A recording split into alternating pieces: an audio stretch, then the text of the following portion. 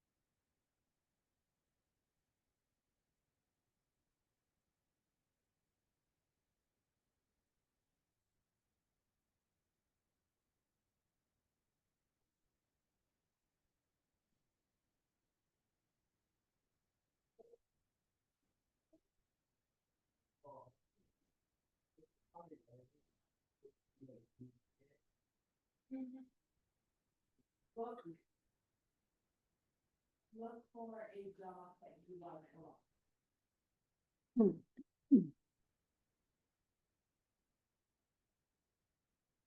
Oh, I see. Yeah, I did switch it. So yes, good job. So I see what you, yes, I see what you, I thought you were talking about like who's down. But no, who's stay. Yes, good job. Yeah, of course. Yep. Yes. Yeah. Yes.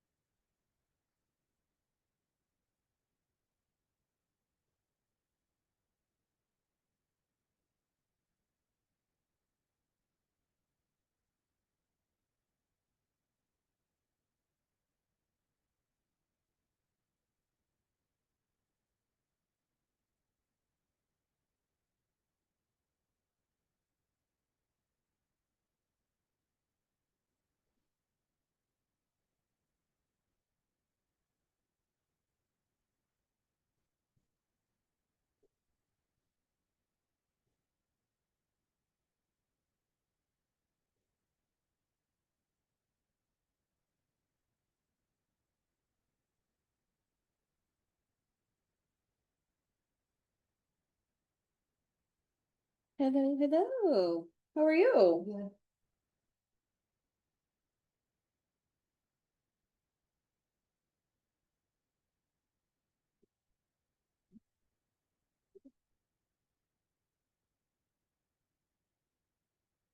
So how was your weekend? Fine. You do anything fun? No, just kind of a weekend. Yeah. We had kind of a chill weekend. We went out with Miss Jackie for dinner on Friday night. That was fun. And then it was just kind of chill, which was all right because last weekend. Oh, did you go to a party? No. No? Church, and we had a fellowship, so. Oh, okay. And then they celebrate their October November's birthday. All right. And then he begged me to come. So. Oh, okay. All right. Did they do like a cake or cupcakes or something for? That's fun. How many people do you typically have on in your group like that? Is it a big group of people or a smaller group of people? The church. Some of them I don't really celebrate. Yeah. And then others, that guy that I celebrated, he's one of my closest friends, probably. Okay, cool. Your age? Older, younger? Younger than me by 1 grade. Oh, okay, so close to your age. Close enough. And then I missed a swim meet because I had guitar practice. You missed a swim meet for guitar practice? I didn't. Oh, you didn't register. Okay, yeah. I was gonna say guitar practice versus a meet. Wow. I'd be like, go to the meet. But we have to, it's the last two group guitars, so we have to do it, because like we're playing. Yeah, then you gotta do it. That makes sense. Yeah. Do you play classical guitar? Cool. That's very cool. You do guitar, right, Emerson? Yes, Emerson does guitar. Everly does keyboards. Does she do guitar too, or just keyboard? Just drums. Okay. And piano. Yeah. And do you do piano? Okay, yeah. Very good. Excellent. Outstanding. That's good stuff. Fun. Yeah, I had a kind of a relaxing weekend, which was good because I'd had a very busy week leading up because we'd gone to Waco and then came back. And then I had class, and then the next day we had All Souls Mass at church. So I was there for hours on Wednesday night so we could do that. And there was a lot of very hard music. So I was tired. By the end of it, I was done. Very tired. All right, peeps, are we ready to start? All right, we got kind of a lot of stuff to cover today. So this is our last lesson of Unit 4, right? Which means what? Test. Very good, Evan. So yes, this is our last lesson in Unit 4. Then we're going to do a test, and then we are going to start Unit 5. We're only going to get one lesson in before we do our Thanksgiving break, but that's fine. We all need a break, don't we? Breaks are good. All right, so let's see. By the way, oh, it just went out. Oh, no, fix it. It does that. I don't know why. Sometimes it just does that. So, oddly, right after we left class last week, James Watson passed away. We had just talked about James Watson, didn't we? With Watson and Crick and their DNA model and Rosalind Franklin's photograph, right? Her X-ray crystallography image.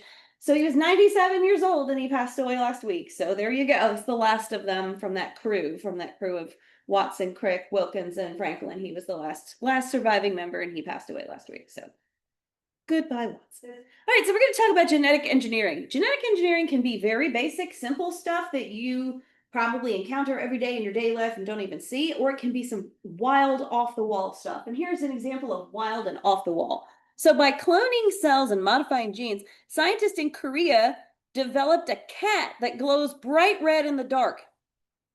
For real. That's kind of wild, isn't it?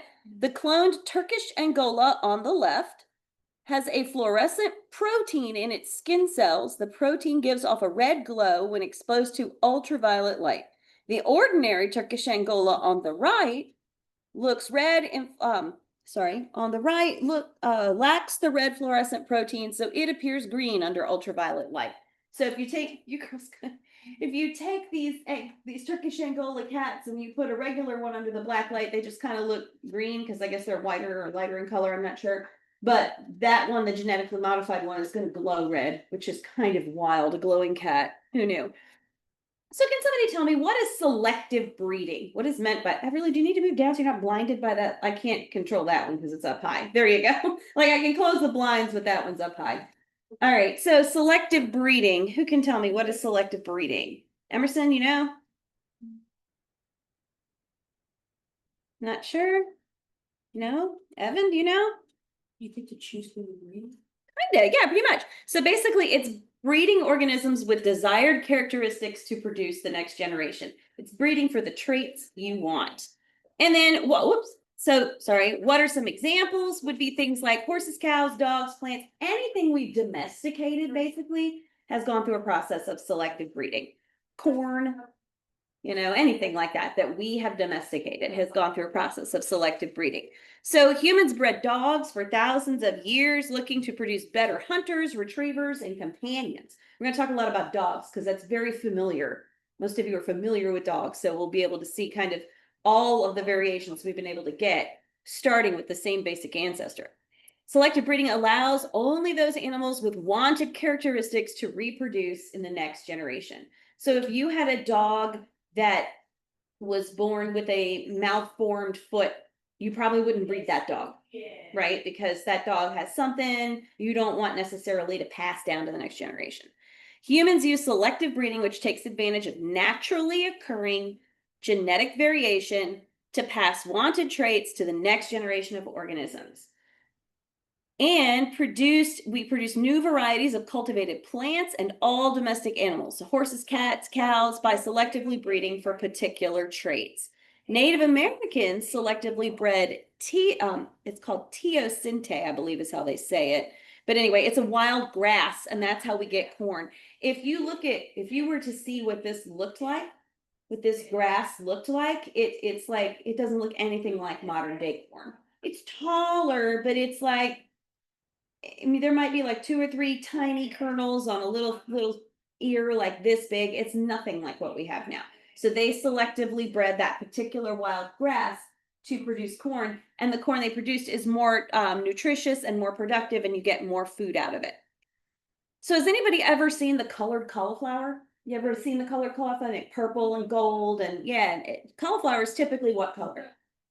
White, right? But sometimes cauliflower can be bred for color. So we have bred colored cauliflower, and it's resulted from years and years of selective breeding. They're not dyeing it, it's just selectively bred. And it's got higher levels of vitamins than white cauliflower. And then humans have selectively bred wolves to create over 197 breeds, and that's what the AKC recommended. So we're talking a lot about AKC today. AKC is the American Kennel Club. There's also the CKC, which is the Continental Kennel Club. So like if you have a purebred dog, you can have your dog registered with one of these, but you have to have a pedigree for that dog. You have to know that dog's entire family tree. So like Ozzy is a purebred dachshund. He's not AKC though, he is CKC registered. It doesn't matter. We're just going to talk about AKC. But if you ever watch the big dog shows, like the Eukanuba dog show that they do every year after the Macy's Day Parade, if you watch TV on Thanksgiving, as soon as the parade stops, the next thing is the dog show. And I watch it every year because I love it. The Westminster, all of those, right? Those are usually AKC. Now, there are different kennel clubs in different countries too, but we're going to talk about AKC. So look at that wolf, first of all right? Has anybody ever seen a wolf for real? Like at a zoo or anything? You've seen a wolf? How big was it? Bigger than a poodle? Bigger than a corgi? Yeah, they're big. They're very big, right? They're bigger than a coyote. Yeah, we've got them too. We've got lots of coyotes. But wolves are bigger than coyotes. Wolves are very big and very stocky. And look at all of the things you get from wolves. So like here's a modern wolf over here. And look at a little corgi over there. And a Great Dane. To think all of those came from a wolf. It's just about selective breeding. So the AKC categorizes dogs into 7 groups. So they have hounds, working, herding, sporting, terrier, and non-sporting. And this is just kind of how we group them together. So what we're going to do is we're going to have a little fun here with how well do you know your dogs? Who's a fan of dogs? Who's a dog fan? Oh, good. Okay, this should be fun. All right, we're going to see if you can figure out what breeds these dogs are and what groups they're in. And the groups that they're in are based on certain characteristics. Like if you notice here, hound, those are for hunting and tracking, right? Working, those are like sled pulling dogs, things like that. Herding, those are for sheep or cattle. Sporting, those are like your spaniels and things that go for like duck hunting and things like that. Terriers are for getting little rodents and vermin out of the ground. And then non-sporting are kind of the mix of things. And sometimes the toys fall into that group. The little, there should be one more that says toy, actually. It's not there. I'm missing it. I don't know why it's not there. But then non-sporting are just kind of the random ones. And then you've got toys. Okay, so how well do you know your dogs? Okay, what breeds are these? Who recognizes these? Anybody know what either of those are? You think one of them's non-sporting? Well, let's talk about what breed they are before we talk about what group they are. What's that little, that doesn't look bad. That's a small dog. It's maybe this big. Do you know what that is? Nobody knows. Do you know? That's a Yorkshire Terrier. And do you know what that other one is? Is that a big dog or a small dog? That's a big dog. Do you know what it is? No? So that's an American Staffordshire Terrier. These are both terriers. Do they look anything alike? Not much. And one of them's probably this tall, and the other's probably that tall. Sitting. So they're 2 different types of terriers. So if they're terriers, what group are they going to be in? The terrier group with all of these other dogs. So these are all terriers. And they don't all necessarily look the same, do they? There's some very rare ones, like a Bandy Didmont Terrier. You don't see them very much. They're cool, though. And then there's like the Yorkies, the Skies, the Scotties, all those kind of Westies. You've probably seen West Highland White. And then you've got this American Staffordshire Terrier. Typically those get nicknamed something else in this country though. Do you know what we call them? Sometimes they get called pit bulls or pitty or bully breed or things like that. But a lot of them are actually American Staffordshire Terriers, which is funny because they don't look like terriers. All right, how about these? Does anybody know what either of these are? That one on the right's easier than the one on the left. Nobody knows? You don't know? You don't know what they are? I'm just so surprised that they look so big. Yeah, those are big. Those are about the size of like a lab or golden retriever, but they're thinner. They're not as bulky. So that's a Clumber Spaniel on the left. Aren't they great? And that's a Weimaraner. A Weimaraner they call the Gray Ghost. Can you tell why? Yeah. Yeah. Sometimes you can tell by their name where they're from. Weimaraner is a German dog, right? I'm gonna guess what group they might be in. It was a hint when I said spaniel. So those are going to be your sporting dogs. So these are your duck catching dogs or your bird dogs, that type of dog. So remember, same as the Yorkie came from a wolf, right? So look at all these different, you've got Weimaraners. This is also where you'll find your golden retrievers and your Labrador retriever would be in here somewhere. There you go, Labrador retriever. English Springer Spaniels, all the retrievers, those are all your sporting group dogs. All right, now, how about these? You got to know at least one of these. Come on. It does look like Aussie. It's the same breed as Aussie. What breed is Aussie? Come on, you know. So it's a Dachshund. And do you know what the other one is? That's a really tall dog. This is actually the second shortest dog and the second tallest dog of all the AKC breeds. So you've got a Dachshund and then a Scottish Deerhound. Do you know which dog is taller than the Scottish Deerhound? It's an Irish Wolfhound, and he's a little bit taller, and they look very similar. Do you know what's smaller than the Dachshund? Chihuahuas. Chihuahuas are smaller than Dachshund. Yeah. So shorter. Dachshunds are short because their legs are short. Okay, now, what group do you think they're in? Hound. Very good. Says hound right there. And it says Scottish Deerhound. What language do they speak in Scotland? Right. What language do they speak in Scotland? English with a crazy accent, but English, right? So there's your word, Scottish Deerhound. You can tell what he does. Dachshund. That's German. Badger. Dog. There it is. So it's in the name, right? So we said hound group. Very good. Now, I want you to notice something about the hounds. Some of them are very tall, and some of them are very short. Why do you suppose that is? There's not much in the middle, is there? They're either tall or short. Look at the, here's your Scottish Deerhound. That's that big guy there. And look at this guy. This is a Petit Basset Griffon Vendée, which is French. They call them PBGs. What's the first one? The first one is an Afghan hound. They're from Afghanistan. So and this is a Borzoi. That's a Russian dog. Here's what's interesting about hounds. There are basically two subtypes of hounds. Sight hounds and scent hounds. Which ones do you suppose are the scent hounds out of these? The short ones or the tall ones? The short. Why? Because they're smelling what? Smelling the ground. And then the tall ones are going to be the what kind of dogs? Sight hounds, right? Because they have to see. So that's why when you look at hounds, you've got hounds way down here and hounds way up here. And the hounds that are way down there tend to have big floppy ears and like look at, where's a basset hound? See the basset hound at the top up there in the middle? They got wrinkles all over their faces, a big old wrinkly. Bloodhound too, look at the bloodhound. He's all wrinkly. See him right there? They're all wrinkly like that because all of those wrinkles trap the smell, and the ears, the big ears trap the smell, and it helps them smell what they're looking for. My favorite.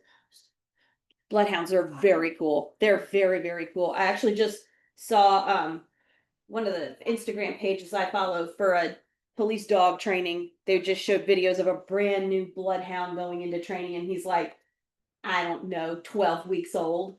And he's freaking adorable. He's falling over his own ears. It's like, oh, he's going to be good. All right, now what about these? Do you know what either of these are? One of those is easy. What is it, Everly? There's a Dalmatian there. What's the other one? Does anybody know? That's a Japanese dog. That's an Akita. Oh, I'm sorry, a Shiba Inu. Sorry, I said it wrong. Shiba Inu. Yes, Japanese dog, Shiba Inu, and a Dalmatian. And these are the oddballs. These are the ones they call non-sporting. Non-sporting, because they just kind of don't fall into any of the other groups. Right? They have jobs, but they're not necessarily a sporting job. A lot of these guys, like Chow Chows, for example, and Shiba Inus, for example, and some of these little bully ones are used specifically for protection. They're protection dogs. Right? All right. Oh, wow. Do you recognize either of them? You recognize them, you don't know what they're called. So this guy on the left is actually really tall. He'd probably his head would probably be about here if he was here in this room. If he was sitting. If he was standing up, his head would be about here. They're very big. So that's a Great Dane, and this other one is a Commodore. And I have yet to see one in real life. I've only ever seen them on the dog shows, and they're so cool. Doesn't he look like a mop? He looks like a mop, right? And when they move, all their fur, they have dreadlocks basically, and they just flow with them. Those came from the same ancestor. Look at the coats on them. They don't look anything alike, but they came from a wolf. And these guys, what group? Anybody want to guess? These are working dogs. All right, so these are the dogs. Some of these are also used for protection, like mastiffs, Neapolitan mastiffs. But some of these are used for like sled pulling, and like Malamutes are for sled pulling. Huskies are for sled pulling, things like that. So different groups. I mean, different jobs for these guys. They're Newfoundlands. Those are big guys, right? If you've seen Harry Potter, Fang was a Neapolitan Mastiff. If you've seen, right? Hagrid's buddy. Hagrid's dog. Oh, sorry, I picked that up. All right. So then, lastly, we get this little goat. Oh, these little, what are these silly little things? What are these guys? Do you know what either of those are? So this is a Maltese and a Pekingese. Where do you suppose a Maltese would have come from? How about Malta? And where do you suppose a Pekingese would have come from? It's got Peking right in there, so that's China. So there you go. It's a dog from Malta and a dog from China. And these are the toys. So these are all the little silly ones in your lap, little tiny dogs, right? Little tiny guys. And they've been bred to be companions. That's what they're bred for. They're bred not to hunt necessarily. Their prey drive is a little less than that of maybe, like if you wanted a little dog, you know, you could get a Maltese or a pug or a Yorkie, or the Yorkie shouldn't be in this group because the Yorkie's technically a terrier, I think, but I think that was wrong. But I think it's the bottom one. The bottom row. yeah. Right. I mean, right. The third one on the right. Third one, this guy? Yeah. It's a silky terrier. Those are really cool. Yeah. All right, so there we go. And then lastly, what are these guys? Anybody know what those are? Oh, come on, that first one's popular. What is it? That's a corgi. Yep. And do you know what the other one is? That's an Australian shepherd. So it's in the name. So what kind of a dog, what kind of a group do you suppose they are? It says shepherd right there. Those are your herding dogs. These are some of your smartest breeds of dogs. Australian shepherds and border collies in particular will outthink you. Extremely bright. Yeah. Corgis are silly. They're so cute. And that one is a cardigan Welsh corgi. There are two kinds of corgis. My dog is. Oh yeah, what kind of dog you have? These ones. Settler. Irish setter. Next with it, and then poodle. And then a what? A poodle? Setters are like your sporting dogs typically. They get your birds and stuff for you, I think. And poodles are smart. So that's all of them when you put them together. All right, so most popular dog breeds by America by year. So for the past few years, we have had French bulldogs at the top of the list. They're everywhere. People love them. Here's the problem though. When you start breeding a particular breed of dog for mass consumption, like there's a high demand right now for French bulldog puppies, you do tend to get some problems because people will like overbreed or inbreed a little bit because they're trying to increase like a particular color, or maybe they want smaller ones so that sometimes it happens that you use what they call, you lose what they call breed integrity because there's too much breeding in that particular gene pool. So those are our most popular breeds over, and you can see over time, like we've had other dogs have been in the top, right? Interestingly, Dachshunds and other German breeds suffered immensely during World War II. Nobody wanted them because they were German, and Germany was the enemy. So isn't that weird? So this is like, is your dog in the top 50? So here you are, and look, my dog is finally making his way up. Dachshunds are at number 6 right now. So just kinds of show you where different breeds are right now. See, you had Irish Setter, did you say? Yeah. I don't think that's in the top 50 right now. Yep. All right, so hybridization. Hybridization is what? What's a hybrid? Do you know? Do you know? No? You weren't sure? You just moving your hand. Excuse me. So that's when you cross dissimilar individuals to bring together the best of both organisms. So you're trying to, you'll breed one animal or one breed of dog maybe with another breed of dog, or one animal with another animal if they have the same number of chromosomes, and you can breed them together if they work, and you can try and produce something totally new, or one plant with another plant to try and, maybe you want pink flowers or something, so you're breeding this flower with this flower to try and get a new outcome. So hybrids are the individuals that are produced by these crosses, and they're often hardier than their parents. And a great example are mules, right? Because mules come from horses and donkeys that are crossed, and you get a very hardy, very sturdy, very tough animal. You know, mules can do better on like hillsides, mountains, trucking through uneven terrain. They can be better than horses, but they're taller and can carry more than a donkey. So that's a great example. And this right here, it says a cross can be a similar species or a cross of varied members of the same species. So you want to know what a zonkey sounds like? What do you suppose a zonkey is?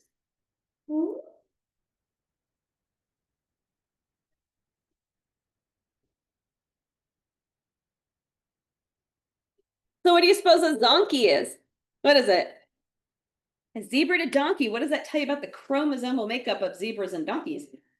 They have the same number of chromosomes and they line up in the same way. All right, so another example would be Brangus cattle. So in Brangus cattle, they've taken Brahma cows, which are these guys up here, they're from India, and then they take Angus cattle, which is down here. Now, Brahma cows are really good at withstanding in the heat because it can be very hot in parts of India, and they're heat tolerant animals.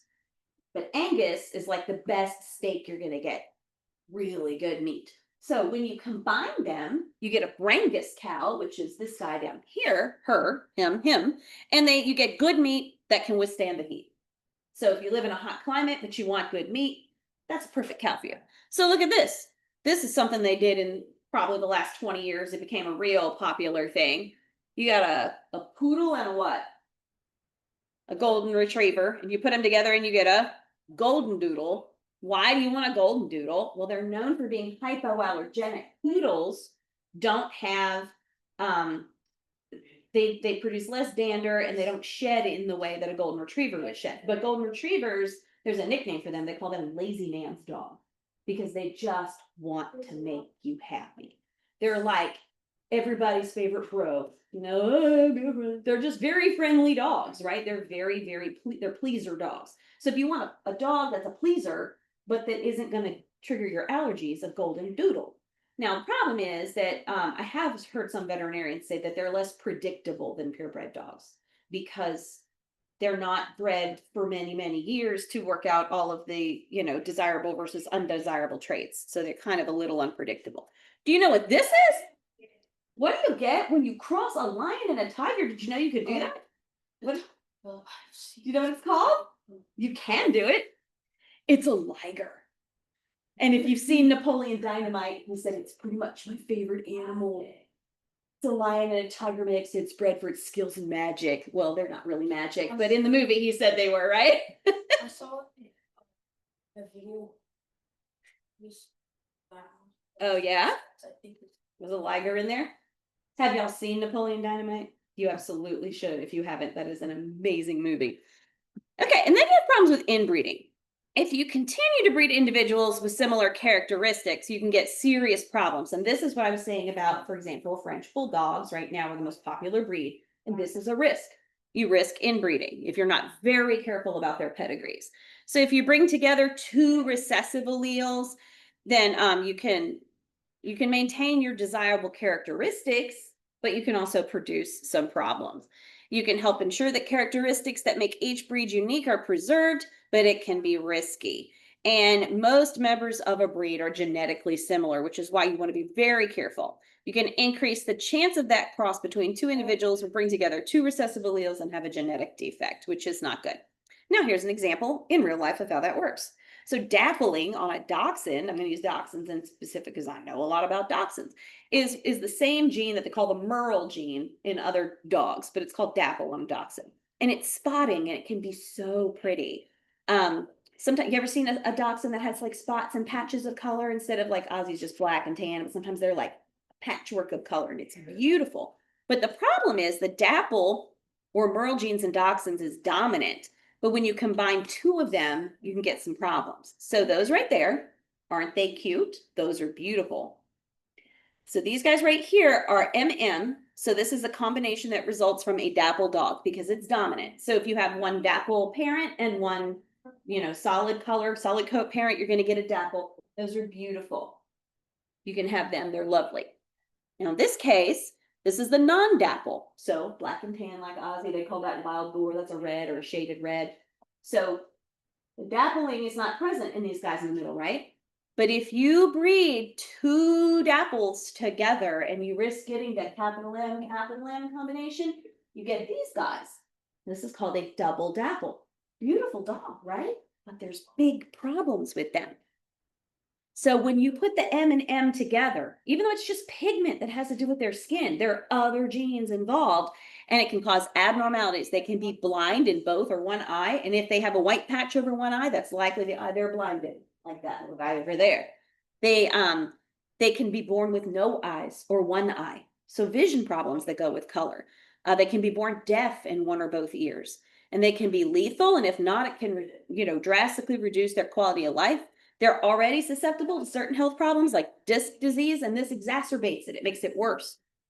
And so they can have spinal problems, like I said, like disc disease in their back. They can have bone issues like a hip displacement, kneecap displacement, where their little knees come out of joint. That's not good. Brittle bones, that's not good. Cushing syndrome, which has to do with kind of like how your kidneys filter and they don't do it right anymore. Thyroid problems. So if you intentionally breed two dapple dachshunds together to produce a double dachshund, it's considered disreputable, and most breeders will not do it, and they will absolutely flame any breeder that does it. But if you unintentionally do it, it's considered irresponsible. And there's a way to tell. You take your dapple-looking dachshunds and you take any dachshunds that you're breeding, and you have to genetically test them before you breed them so that you don't accidentally produce a double dapple. So then we have cloning, and this is creating genetically identical organisms. So how do we do that? So our first animal was cloned in 1952, and it was an amphibian tadpole, just a little tadpole, not too complex. But Scottish scientists were the first to clone a mammal. Does anybody know what kind of animal? Mammal was the first mammal that was cloned?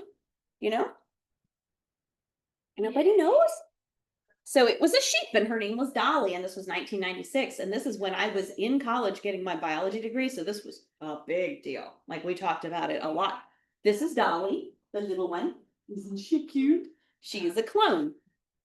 So she suffered from lung cancer and arthritis, and she was put down by lethal injection in 2003. But she lived, 7 years. And since then, we have cloned cows, pigs, mice, rats, all kinds of things. So how did they clone Dolly? So here's what they did. They obtained an egg cell from this Scottish black-faced sheep right here. This one on the left, okay? They got an egg from her. And then they removed the nucleus of the egg.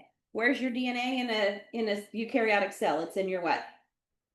In your nucleus. So they've removed the nucleus so they have the DNA, right? Okay, they've removed the nucleus, and then they obtained a somatic cell. That means a non-sex cell, a non-gamete, from a mother That would be this little Finn Dorset over here. And actually it was a mammary cell. So a cell from one of her udders. Okay. They took a cell from this sheep's udder and they placed the somatic cell into, they placed the somatic cell into the empty egg. So basically they took the DNA from the nucleus of the donor, they took the DNA from the mother cell and put it into the egg cell of this other guy, okay, other mama. So then they implanted it into a completely different sheep. Boom. So your egg came from this one, your DNA came from this one. So they took the DNA out of that one, took the DNA out of that one, took the DNA from this one, put it in that one, and put the whole cell with a different sheep.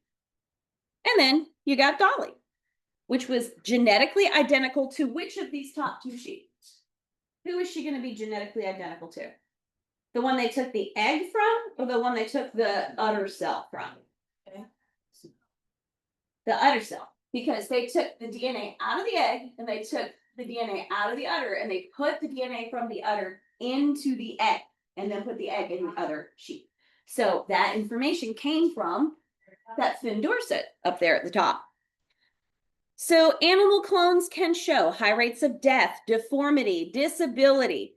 Dolly was the only success out of 276 tries. That's 276 attempts before they actually made it work. Is it natural? Would you want to be cloned? Those are all questions to ask. Is it okay to clone human embryos for research and then destroy them after? These are all of the questions that start to come from these type of events. When you start doing things where you're cloning and reproducing organisms in a lab versus the way they reproduce in nature, you start to get some ethical questions involved. How about cloning your own cells or those of a family member to replace damaged organs or tissues? Would that be okay? So these are all things that you have to think about. But there are benefits. If improved, it could reproduce animals with specific benefits like mass production of animals or repopulation of endangered species or produce whole human organs from a couple of cells or stem cell research using cloned embryos. So we don't have to harvest embryos. We can just use cloned embryos. So what's the movie where they cloned an extinct species, well, multiple extinct species, and created a whole theme park around it? Jurassic Park. Do you remember that? Did anybody see that? Yeah. So there's obviously questions. So when organisms with desired traits are chosen to be parents of the next generation, it's called selective breeding, which is an example of a clone, a plant from a stem cut from a plant. Is the following sentence true or false? Animals are easier to clone than plants. No, plants are going to be easier than animals. And circle the letter of each sentence that is true about genetic engineering. So you're going to get scientists put human proteins into bacterial cells and bacterial cells make human protein.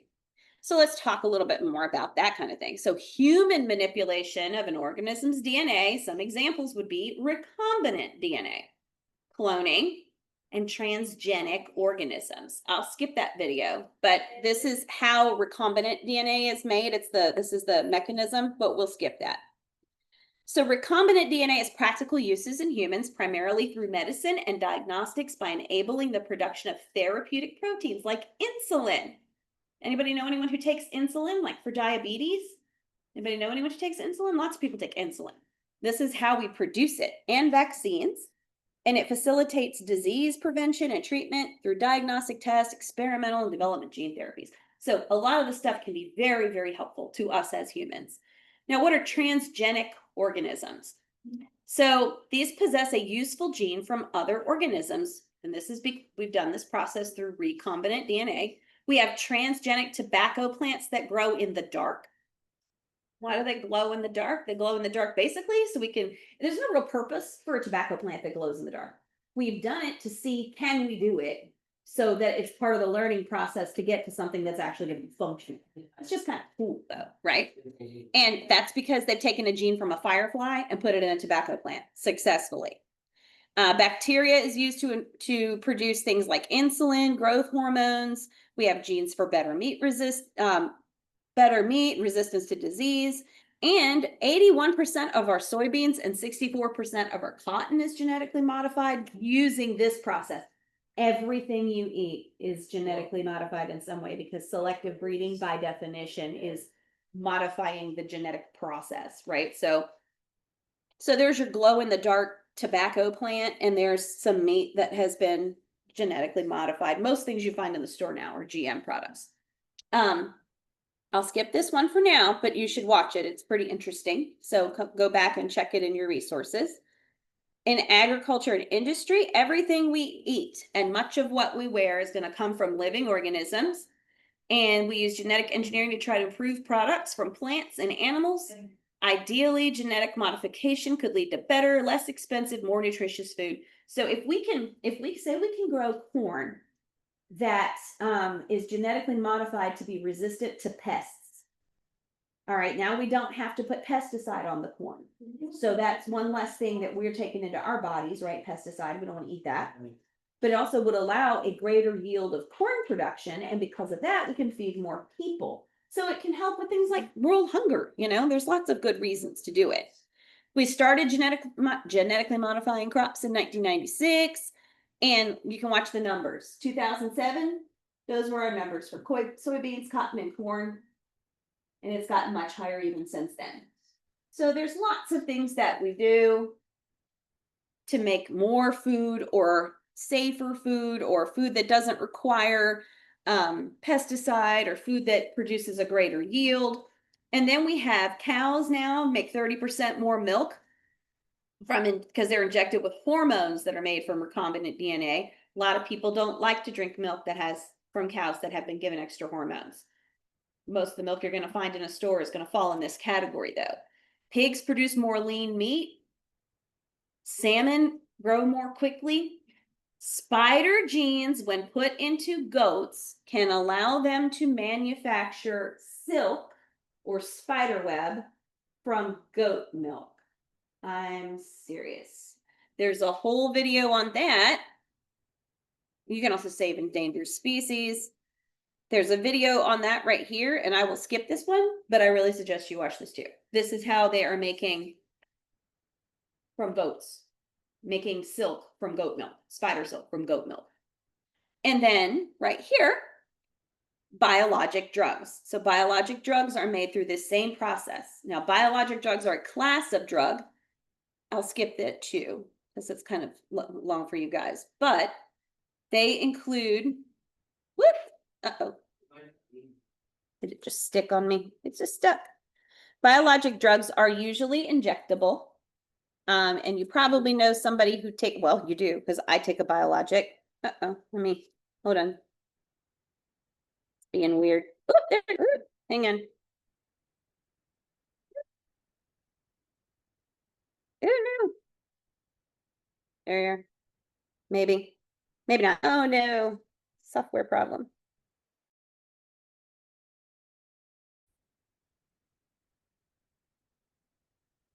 End in, if you look right here, UMAB, UMAB, you'll find that they all end in this, a lot of them end in this UMAB or IMAB. That's just the, and they're crazy. Like, try to pronounce that one. The first one, Humira, adalimumab. Look at Avastin, bevacizumab. Like, they're crazy names, right? But those are all like scientific chunks that kind of put a name together that you would recognize. So those are all biologic drugs. Then we have gene therapy. This is changing a gene to treat a disease or disorder. And we can do this. We absolutely can do this. We can engineer a virus so that it can't reproduce, cause harmful effects. We can put DNA with a therapeutic gene into a modified virus. We can do all kinds of crazy stuff now. And these are available for, we can diagnose hundreds of different disorders through genetic testing for these specific types of genes that are available for gene therapy. So that's pretty cool. And we've done this, right? What's this called? We did this in a lab. What's this thing called? Anybody remember? So that's a DNA fingerprint, right? And this, what is this good for? What do we use that for? What do you use this for? Just solving case, identifying people? Yeah. So that's where that's where this comes in. So it's gotten much better. You used to require like hair with a root on it. You used to require a big sample of blood or tissue or fluid. And now, do you know now they can use touch DNA? So I go like this. And when I leave, I've left a few skin cells on here. That's all they need now. Literally, that's all they need now. They would prefer to take this straw I'm drinking out of, because that's got way more DNA on it than this. But if this is all they've got, they can use it now. And the first case that used DNA fingerprinting is this one right here from, and I'm going to pause that. It's from England. And we've been doing it since the 1980s. So we've been at it for a while. And I'll let you guys watch that at home too. And wildlife conservation. So these answers here are going to be: scientists put human proteins into bacterial cells. That is true. Scientists put genes directly into a person's cell in a process called gene therapy. And scientists transfer genes from one organism to the DNA of another in genetic engineering. What's a genome? These are all just little quick ones. You guys don't really need to know these too much, but your genome is basically all of your genes. If you were to decode all of your genes, it would produce your genome. And there are 20,000 genes in your genome. And then we've had the Human Genome Project, which we've talked about a little bit. And then a genome is all the DNA in one cell of an organism. Human Genome Project identifies base sequences for all human genes, and then identical twins have the same DNA. And here's a good thing to make you think about. We talked about there were some ethical concerns with some of this stuff. So it says, possible outcome of Human Genome Project: no more genetically imperfect people. Like Stephen Hawking. Do you know who Stephen Hawking is? He's a very, very smart guy. He's a scientist, lots of thinking, but he's also in a wheelchair and uses a computer to talk. Well, no more depressed people like Vincent van Gogh. Well, no more physically challenged people like FDR, the former president who was in a wheelchair. Well, no more blind people like Stevie Wonder, who's a musician, right? Well, no more people with multiple handicaps like Helen Keller. Well, maybe there's a lesson here. So yeah, we have to think about what we really want to do.